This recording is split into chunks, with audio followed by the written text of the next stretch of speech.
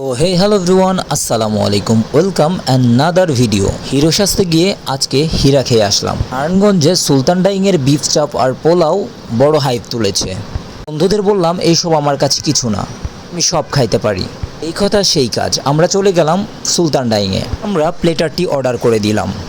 প্রথমেই পোলাওয়ের 1 চামচ নিলাম, বাহ কি দারুণ সুঘ্রাণ। বাহ কি দারুণ সুগন্ধ।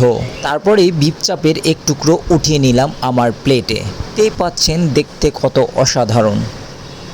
খাবার নেওয়া দেখে ওরা আমার দিকে তাকিয়েছিল। ওরা ভাবছিল আমি খেতে পারবো না।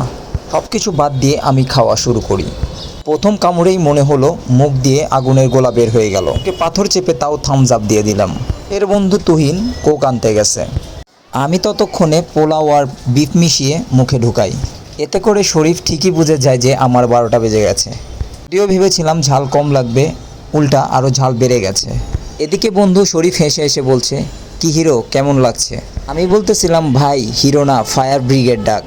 আমার কথা শুনে ওরাও দুজন খাওয়া শুরু করলো। যে এত ঝাল দেখি তো। এদিকে পানি একদিকে ঝাল একদিকে, তাও থামাতে পারেনি তুহিনকে। দুনিয়ায় মহামারী বেজে গেলেও তাও তুহিন খেয়ে শেষ করে দিতে পারবে। এটাই বাস্তব। আই লাভ ইউ এমনই বলে হয়। যাই হোক, thank you so much for watching this video.